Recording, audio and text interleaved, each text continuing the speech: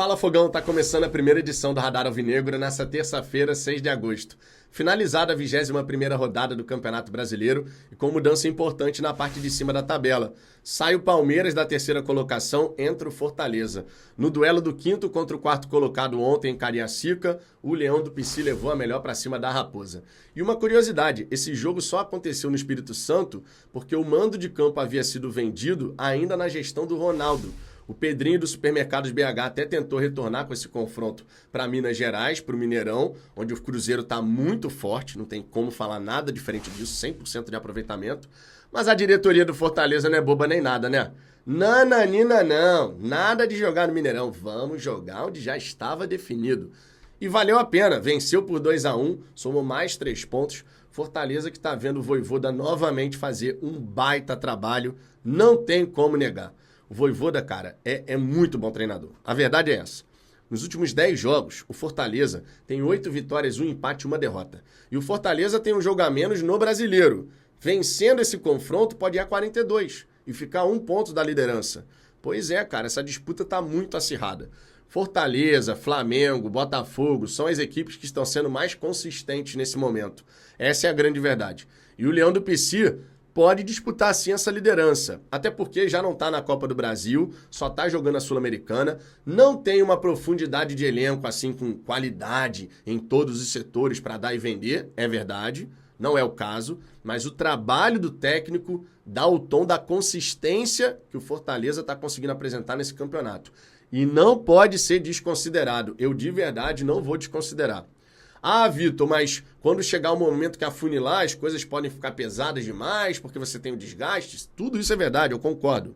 Mas eu não posso chegar agora e descartar o Fortaleza dessa briga. Até porque a gente não sabe que outras contratações eles podem fazer até o fim dessa janela. Eles podem se movimentar. Fortaleza está tendo uma gestão muito correta, muito profissional. Essa é a grande realidade. O Marcelo está fazendo um baita trabalho por lá.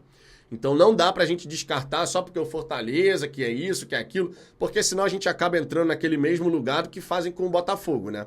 Ah, porque o Botafogo não tem como disputar título, não sei o quê. E o Botafogo tá aí pelo 2º ano seguido, brigando pelo topo, querendo o título do Campeonato Brasileiro. Então as coisas vão mudando, né, minha gente? Quem faz um bom trabalho vai se destacando. E a equipe do Leão do Pici não pode ser desconsiderada não, sendo muito sincero mesmo.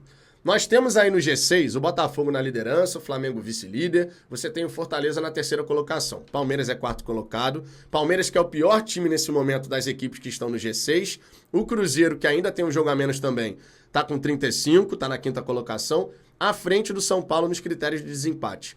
Aí você tem o Bahia, nosso adversário dessa quarta-feira na Copa do Brasil, com 32. E aí a galera começa a dar uma distanciada. O Atlético Paranaense, por exemplo, tem 28. Mas é verdade, Atlético Paranaense, Atlético Mineiro, Red Bull Bragantino, todas essas equipes aí têm 2 jogos a menos. Então isso pode dar uma impactada e modificar esse cenário aí de times que estão próximos do G6. Acho pouquíssimo provável que a gente vai ver até o fim do campeonato uma mudança muito drástica das equipes que estão na zona de classificação para a Copa Libertadores, sendo muito honesto. Não estou esperando nada assim muito diferente daquilo que a gente já está vendo na tabela de classificação, porque realmente o ritmo das equipes que estão na parte de cima, com exceção do Palmeiras que entrou numa crise, mas todos os demais, São Paulo, Cruzeiro, Fortaleza, Flamengo, Botafogo, tá todo mundo numa batida muito forte, cara. Muito forte mesmo. Por isso que esse Campeonato Brasileiro, inclusive, deve ser decidido ponto a ponto. E por isso que foi tão importante a vitória do Botafogo para cima do Atlético Goianiense, mesmo poupando 5 atletas. Nós estávamos com um time misto. Essa é a grande realidade. E o Botafogo foi lá e meteu 4-1 para cima do adversário. Atlético Goianiense que enfrenta o Vasco hoje pela Copa do Brasil, aproveitando para fazer esse gancho aqui, né? O Vasco que perdeu o Felipe Coutinho, já se machucou, mas conseguiu um empate importante em Goiânia. Foi massacrado pela equipe do Atlético Goianiense, a verdade é essa, mas no fim das contas sempre ele, Verratti, foi lá e garantiu o empate por 1-1. Então o Vasco em São Januário hoje, ele tem um ligeiro favoritismo ali para poder se classificar para as quartas de final. Os outros confrontos da Copa do Brasil vão começar a acontecer amanhã. Hoje é jogo único, Vasco e Atlético Goianiense. Mas amanhã você vai ter Atlético Mineiro e CRB. O primeiro confronto foi 2-2 lá em Alagoas.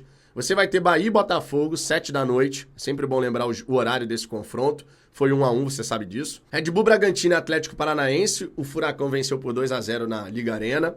Você vai ter Palmeiras e Flamengo no Allianz Parque. O Flamengo venceu por 2-0 no Maracanã. Vai ter Fluminense e Juventude. A equipe de Caxias do Sul saiu vitoriosa de virada por 3-2. Mas o Fluminense fez um gol no finalzinho ali, que foi muito valioso nessa eliminatória. Tava 3-1 e quase no apagar das luzes, o tricolor das Laranjeiras foi buscar esse segundo gol. Grêmio e Corinthians vão se enfrentar.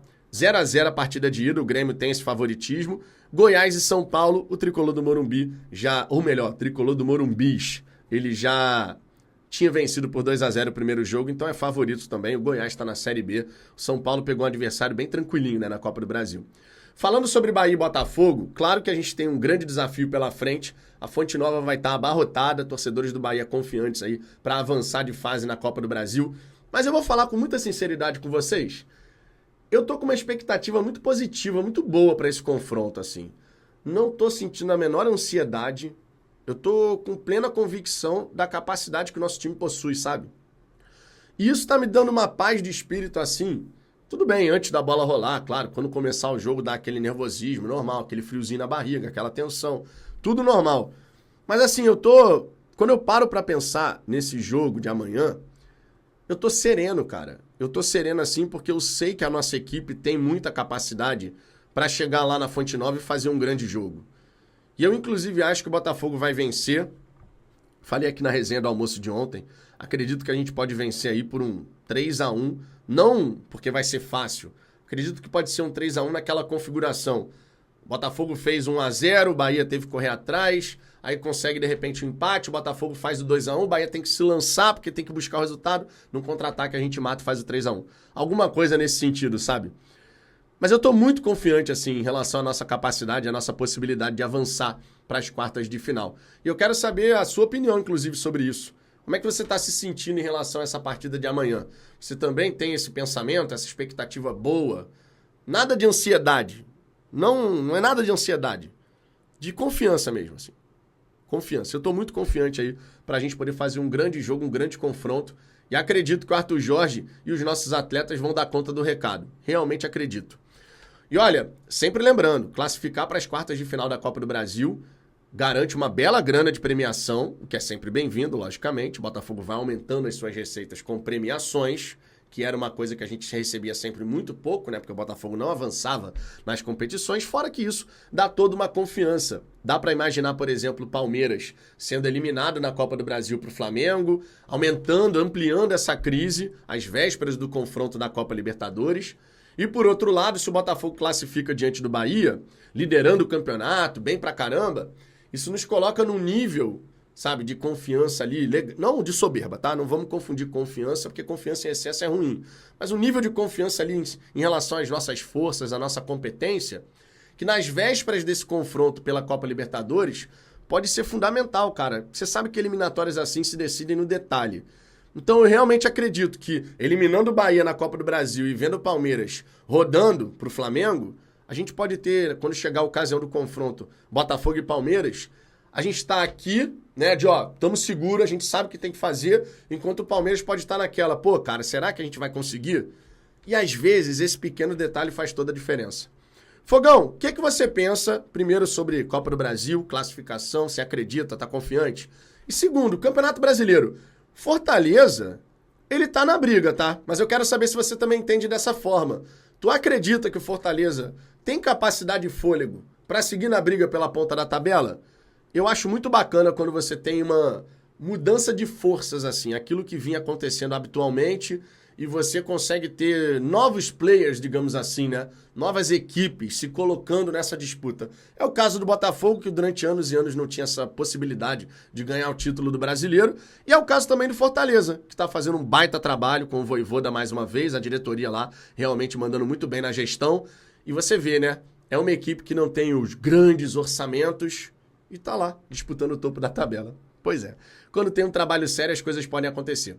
Deixe seu comentário aqui embaixo, quero saber a sua opinião sobre essas questões. Daqui a pouco eu tô de volta, porque afinal de contas tem a nossa resenha tradicional da hora do almoço. Por volta de 1h05 da tarde estarei ao vivo aqui com vocês. Fechou? Um grande abraço e até daqui a pouco.